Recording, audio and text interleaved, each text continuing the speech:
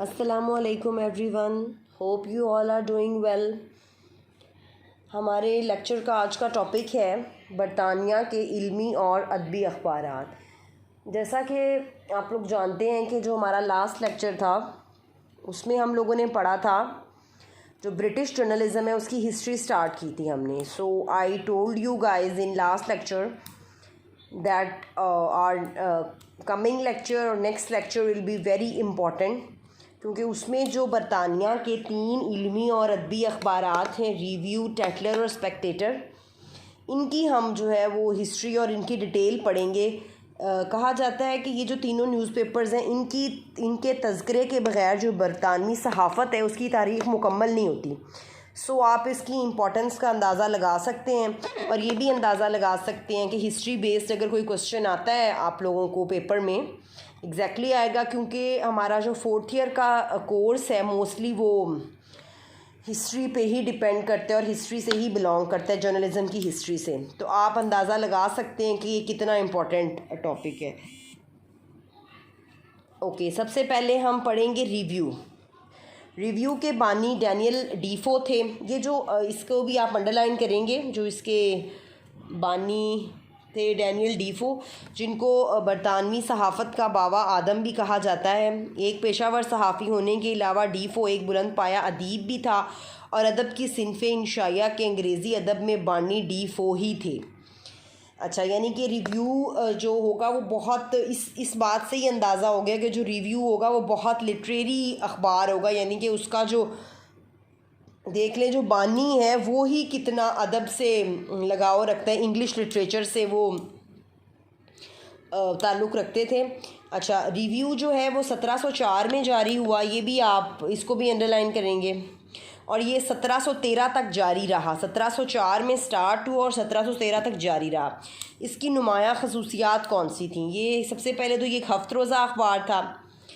Review की इब्तदा एक हफ्त रोज़ा अखबार की हैसियत से हुई, फिर ये सह रोज़ा हो गया, उसके बाद हफ्ते में 2 बार, अच्छा फिर थोड़ी देर बाद एक हफ्ते में 3 बार शाया किया जाने लगा और उसे 2 रोज़े की हैसियत हासिल हो गई। ठीक है, यानी कि जब ये स्टार्ट हुआ था तो ये एक वीकली के तौर पे स्टार्ट हुआ था, फिर ये हफ्ते में 2 दफ़ा शाया होने लगा, फिर ये हफ्ते में 3 बार शाया किया जाने लगा। अच्छा, इसमें खसूसियात हम पढ़ रहे हैं रिव्यू की। इसमें सियासी मज़ामीन, सियासत आज की तरह इस दौर में भी लोगों का पसंदीदा मौजू थी। देखिए बच्चों, अगर अखबार में सियासत डिस्कस नहीं होगी तो अखबार में कुछ भी नहीं होगा मेरे ख़्याल में, क्योंकि अखबार का जो 80% मटीरियल है वो पॉलिटिक्स पे ही बेस करता है।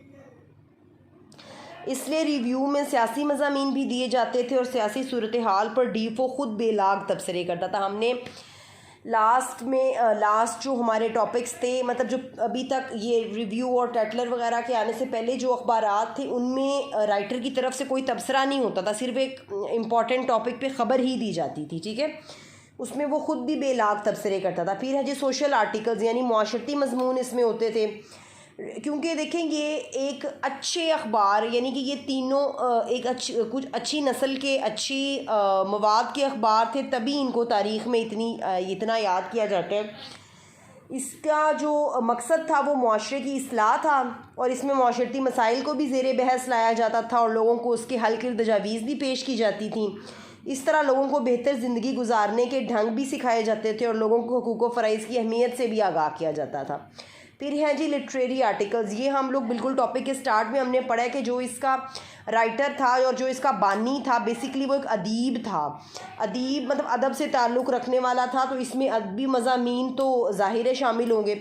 फिर है जी पॉलिसी। इसकी जो पॉलिसी थी ना वो बड़ी बैलेंस्ड पॉलिसी थी, एतदाल पसंद थी और किसी किस्म की जानिबदारी या तासुब का अंदाज़ नहीं इसमें होता था, बल्कि इसका काम सच लिखना था, यानी कि वो चाहे अवाम को सुधारना हो या हुकूमत को सुधारना हो, इसका मकसद सच लिखना था।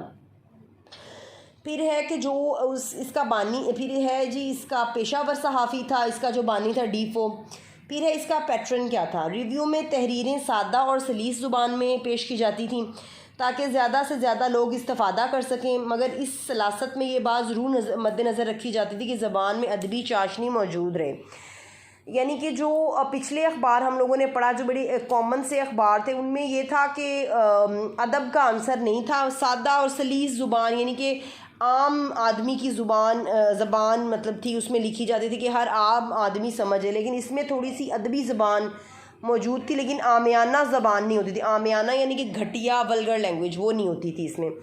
फिर इसका स्टाफ, अखबार में लिखने का तमाम काम डीफो खुद ही सर अंजाम देता था और इस अजीम मकसद के लिए वो किसी दूसरे पर इन्हिसार नहीं करता था।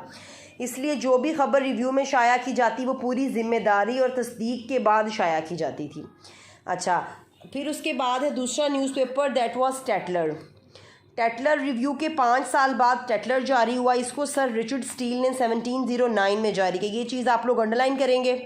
इसको सर रिचर्ड स्टील ने 1709 में जारी किया। जो हमारा इससे पहले न्यूज़पेपर था रिव्यू, वो डैनियल डीफो ने जारी किया और 1704 में जारी किया। और टेटलर जो है वो सर रिचर्ड स्टील ने 1709 में जारी किया। वो एक बुलंद पाया अदीब था और उनका मौजू निचला तबका था, इसलिए वो कहवा खानों में आम लोगों के साथ बैठते और वहीं से मौज़ूआत हासिल करते थे।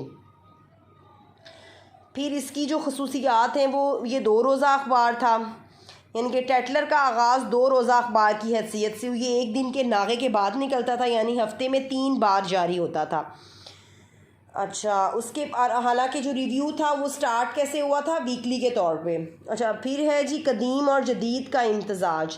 सर रिचर्ड स्टील की ज़िंदगी कदीम और जदीद का हसीन मुरक्का थी, इसलिए टेटलर भी कदीम और जदीद तहज़ीब का हसीन इम्तजाज था और इसमें तहज़ीबी रिवायात की नुमायाँ खसूसियात मौजूद थीं। आला इखलाकी इक़दार का फ़रोग़, प्रमोशन ऑफ गुड वैल्यूज़, जैसे कि वो रिव्यू में भी यही हमने पढ़ा था और इसमें भी ये था, क्योंकि ये बच्चे आपको इस बात का अंदाज़ा होगा कि एक आदमी का जब किसी चीज़ के साथ नाम जुड़ा होता है ना, और वो आदमी अगर अच्छी खसूसियात और अच्छे इखलाक का, अच्छी इक़दार का हामिल होगा, तो उसकी जो प्रोडक्ट होगी, जो वो चीज़ बनाएगा या लिखेगा, वो भी कितनी अच्छी होगी। तो आप ये देखेंगे जो रिव्यू का बानी था वो भी बड़ा बुलंद पाया अदीब था, यानी कि जो अदीब और पढ़ा लिखा बंदा होता है, जो एक प्रोफेशनल बंदा होता है, वो किस तरह चीज़ लिखते हैं, और जो ये आम और सिर्फ जिनका मकसद अखबार बेचना होता है, वो उनमें डिफरेंस तो ज़ाहिर होता ही है। अच्छा, फिर उसके बाद है जी इसके सफ़हात कितने थे। ये अखबार दूसरे तमाम हम असर अखबारात के बरक्स सिर्फ एक वर्ग पर मुश्तमिल होता था, जिसमें तमाम अहम मज़ामीन को मुख्तसर करके लिख दिया जाता था। इसमें अदबी मज़ामीन होते थे, ज़ाहिर है क्योंकि इसको स्टार्ट करने वाला भी एक अदीब था, तो इसमें अदब से मुतल्लिक़ अदबी ज़ौक़ रखने वाले लोग भी जो है उनके लिए भी मवाद दिया जाता था। सियासत से भी ख़बरें होती थीं। ठीक है, फिर है जी हमारा third newspaper, Spectator. Joseph Addison और रिचर्ड स्टील, जो जोसेफ एडिसन था ना, बेसिकली वो रिचर्ड स्टील का दोस्त था। रिचर्ड स्टील कौन था, जिसने टेटलर को जारी किया था। दोनों ने मिलकर 1711 में एक अखबार जारी किया जिसको स्पेक्टेटर का नाम दिया। ये दोनों अपने दौर के बेहतरीन अदीब थे, इसलिए अखबार को बहुत ज़्यादा शोहरत हासिल हुई और इसकी अशात बहुत कलील अरसे में 3000 तक पहुँच गई। इसकी नुमाया खसूसियात क्या थी, ये जी रोज़नामे के तौर पर जारी हुआ। फिर है कि गैर जानिबदार यानी इम्पार्शियलिटी इसकी ये थी कि किसी भी जमात का हामी नहीं था। ठीक है, सबके लिए तनकीद, ये तनकीद बराए तनकीद और मुखालफत बराए मुखालफत की बजाय तनकीद बराए इस्लाह का कायल था और अपने इस असूल पर आखिर तक कायम रहा। जैसे मैंने आपको समझाया है पहले कि बेसिकली जो अखबार होते हैं वो एक पार्टी ने निकाला है, एक पे तनकीद की है, दूसरी ने उसके मुखालफत में निकाला है उस पे तनकीद करने के लिए। तो ये किसी से हसद करने के लिए, किसी का जवाब देने के लिए नहीं निकाला गया था, बल्कि अवाम की इस्लाह के लिए, उनमें अच्छे इक़दार के फ़रोग़ के लिए निकाला गया था। फिर अदबी मज़ामीन, इसमें भी अदबी मज़ामीन बहुत ज़्यादा शाया होते थे। फिर है इसका मेथड क्या था, यानी कि इसलूब क्या था। असलूब था, स्पेक्टेटर की ज़ुबान सादा और आम फहम थी, जिसका मकसद सिर्फ ये था कि ज़्यादा से ज़्यादा लोगों तक बात पहुंच सके, लेकिन सलासत में ये बात ज़रूर मद्देनज़र रखी जाती थी कि ज़बान में आमियानापन ना आए। आमियानापन यानी कि घटिया और आम ज़बान इस्तेमाल ना हो। तंज़ो मिज़ा का इस्लाह का एक बेहतरीन हथियार है, यानी कि आप लाइट मूड में लोगों के लिए एक ऐसी बात लिख जाएं कि वो उससे महजूज़ भी हो जाएं और वो सबक भी हासिल कर जाएं। अदीब मुआशरे के रिश्ते हुए नासूरों पर तंज़ के निश्तर चलाता है। तंज़ो मिज़ाह से जहाँ क़ारीन को तफरीह मुहैया होती है, वहाँ उनको हंसी मजाक में इतना अहम सबक दे जाता है जो शायद इदारिये जैसे संजीदा तहरीर से भी मुमकिन ना हो। यानी कि स्पेक्टेटर में क्या एक खसूसियत थी कि उसमें तंज़ और मज़ाहिया मतलब बातें तंज़ में नहीं लिखी जाती थी बल्कि मज़ाहिया और हल्के मूड में, ताकि लोग अच्छे लाइट मूड में महजूज़ भी हों और वो सीख भी जाएं। बुराइयों का ख़ात्मा। टैटलर की तरह स्पेक्टेटर का मकसद भी मुआशरे को बुराइयों से पाक करना था, ताकि मुआशरे को एक अच्छा मुआशरा, एक जिसे कहते हैं ना कि अच्छाई का नमूना बना के पेश किया जाए।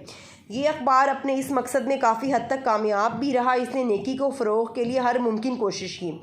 इसका मकसद मुआशरे को जहालत और मुनाफ़क़त और हर मुआशरती बुराई से पाक करना था, और ये मकसद उसने हासिल करने की भरपूर काविश की। अब हमने आज अपने टॉपिक में पढ़े थे 3 अखबारात पढ़े थे। इसमें रिव्यू है जिसके बानी डैनियल डीफो थे। उन्होंने 1704 में ये जारी किया और वो एक बुलंद पाया अदीब थे। ठीक है, इंग्लिश लिटरेचर से उनका ताल्लुक़ था।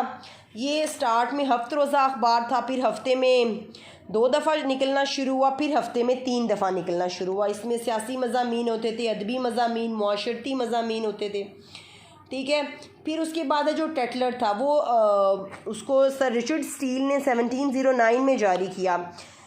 जैसे कि वो भी एक बुलंद पाया अदीब थे। उसका मकसद क्या था? अखबार का मुआशरे की बुराइयों को ख़त्म करना। टैटलर और स्पेक्टेटर की बानी सेम थे, इसलिए उनका मकसद भी एक था। ठीक है, मुझे उम्मीद है कि आप लोगों को मेरे लेक्चर्स जो है वो समझ आ रहे होंगे। तो मैं कोशिश कर रही हूँ कि हमारा व्हाट्सएप पे भी जो ग्रुप है उससे कनेक्शन हो जाए, ताकि हमारा 2 वे कम्युनिकेशन हो जाए, ताकि मुझे आपका रिस्पांस भी मिले और मुझे पता चले कि आपको कोई प्रॉब्लम अगर आ रहा है तो मैं वो प्रॉब्लम सॉल्व कर सकूँ। चलें बच्चों, तब तक अपना ख्याल रखिएगा। जो हमारा नेक्स्ट टॉपिक होगा उसमें हम बड़ा इंटरेस्टिंग टॉपिक होगा, यानी कि बर्र-ए-सग़ीर पाक व हिंद में जो प्रिंटिंग है वो कहाँ से शुरू हुई, कैसे शुरू हुई। तो तब तक के लिए अल्लाह हाफ़िज़।